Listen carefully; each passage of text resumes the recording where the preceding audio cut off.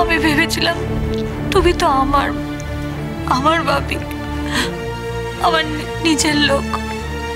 তোমাকে আমি যা খুশি বলতে পারি, যা খুশি বলতে পারি। তোমাকে বুঝিয়ে বললে তুমি নিশ্চয়ই বুঝবে। তাই আমি তোমাকে। মা, তোর এইটুকু মনে এত কষ্ট লুকিয়ে রেখেছিলি? আর আমি একটা বুড়ো মানুষ, সেটা বুঝতে পারলাম না। মোটেই তুমি বুড়ো নও। কে বললো তুমি বুড়ো? আমার ভাবি কখনো বুড়ো হতে পারে না। আমার ভাবি কখনো বুড়ো হতেই পারে না।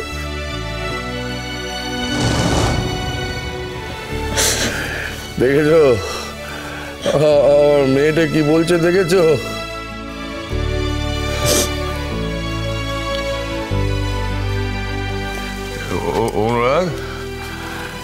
অনুরাগ, আমাকে কি এবার ক্ষমা করা যায়? আঙ্কেল প্লিজ, এভাবে বলবেন না।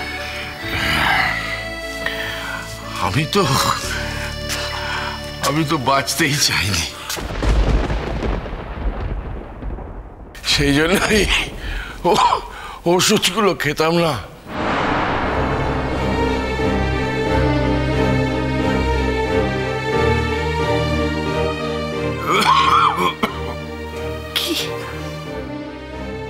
কি বললে? ভুল করতেন। আমি বুঝে ফেলেছিলাম, জানো, আমি বুঝে ফেলেছিলাম যে মেঘলাকে ছাড়া আমার পক্ষে বাঁচা সম্ভব নয়।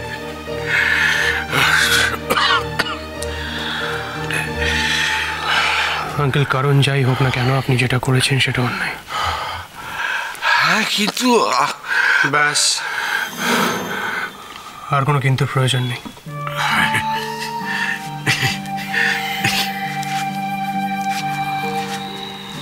এবার আমি ঠিক ভালো হয়ে যাব। এবার আমি ঠিক ভালো হয়ে যাব।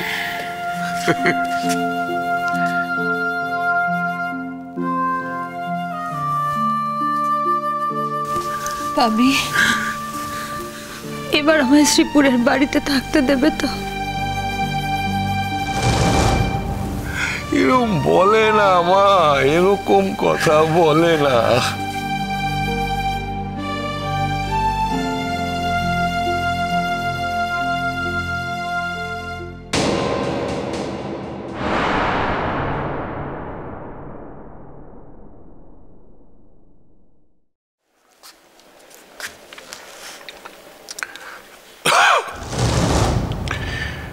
আমার যে এখনো একটা হিসেব বাকি রয়েছে মা।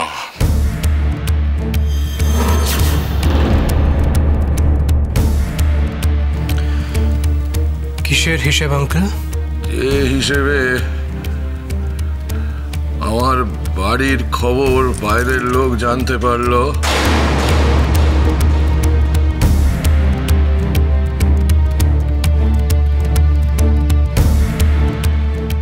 এবং আমার মেয়ে জামাইকে তারা আক্রমণ করতে পারলো, সেই হিসেবটা এবার আমাকে বুঝে নিতে।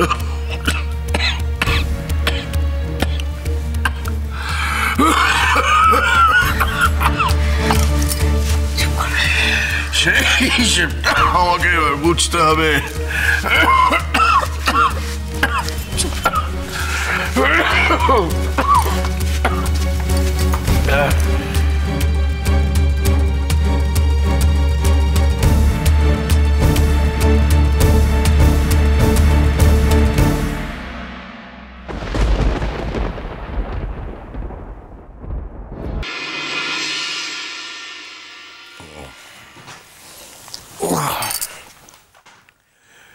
তিতি,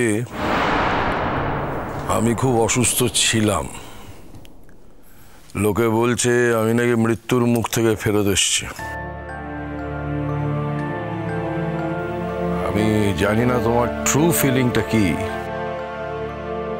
কিন্তু তোমাকে বিস্তর কান্নাকাটি করতে দেখেছি এবং আমার মনে হয়েছিল যে তুমি আমার না থাকাটাকে কম্পেনসেট করতে পারবে না।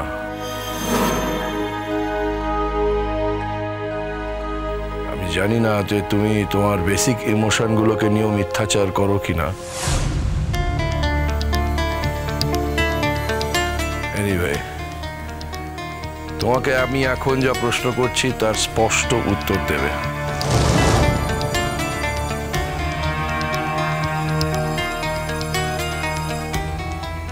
বলি, হ্যাঁ গো, শুনছো? এ নাও, এই জুসটাকে খাও দেখি। ধরো, দেখেছো?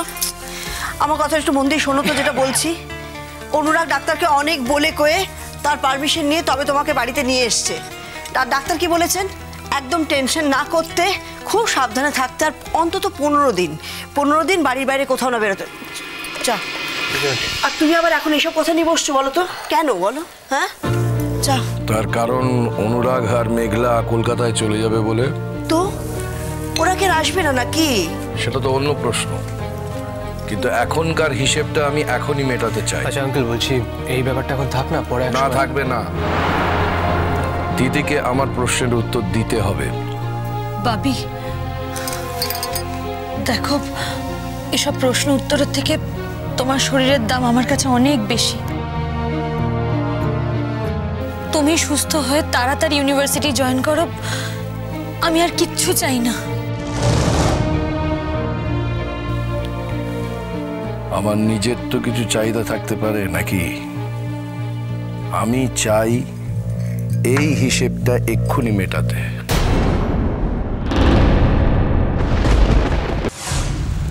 তিথি, আনসার মি নাও।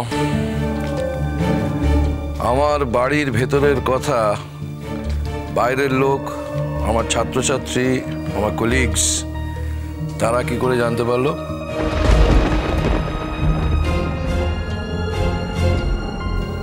চুপ করে থাকলে হবে না। তারা তোমার সামনে দাঁড়িয়ে নিজের মুখে বলেছে যে তুমি ওদের এই সমস্ত কথাবার্তা বলেছো। Yes or no?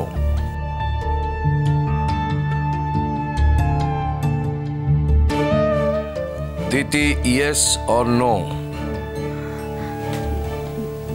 Babi, yes or no?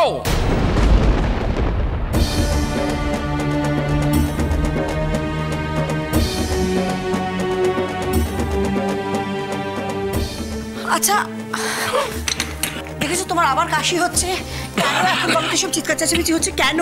কিসের জন্য? না না, তুমি যখন মৃত্যুর সাথে পাঞ্জা লড়ছিলে তখন কিন্তু এরা কেউ ছিল না, আমি একা তোমার পাশে ছিলাম।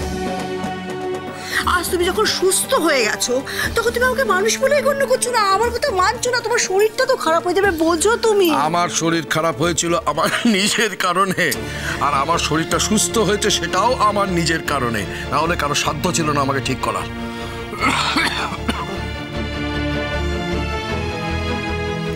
হ্যাঁ, তাও ঠিক।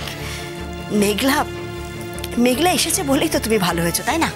দেখো, তোমার এটা শুনতে খারাপ লাগতে পারে কিন্তু এটাই ফ্যাক্ট। নাও দিদি, আনসার মি।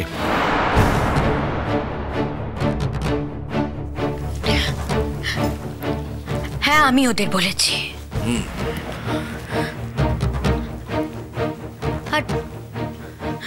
আর যেগুলো বলেছি সেগুলো তো মিথ্যে নয়। তুমি আমাকে ছোটবেলা থেকে শিখিয়েছো ভাবি, সত্যিটা যতই কঠিন হোক না কেন সেটা সত্যি, আর প্রয়োজনে সেটা বলা দরকার। মেঘলা যে ওর শ্বশুর বাড়ি থেকে তোমায় অপমান করে তাড়িয়ে দিয়েছে, এটা তো মিথ্যে নয় ভাবি। সেই অপমানটা যদি তোমার বুকে এতটাই বেজে থাকে তাহলে সেই দিন সেই মুহূর্তে তুমি আমার সঙ্গে বেরিয়ে এলে না কেন? কেন তুমি তোমার বোনের বাড়ির মধ্যে রয়ে গেলে? আমাকে আঙ্কেল বলেছিল। একদম বাজে এক্সকিউজ দেবে না তিথি,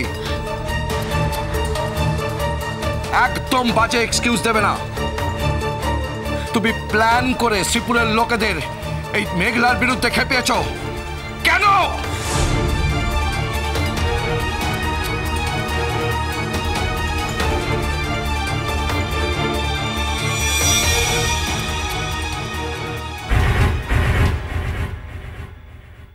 অদ্রিজা, তুমি যদি আমাকে না বলো আমি কিন্তু সরাসরি মেঘলাকে জিজ্ঞেস করবো।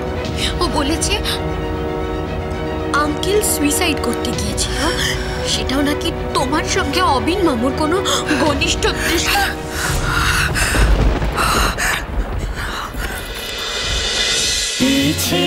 নদী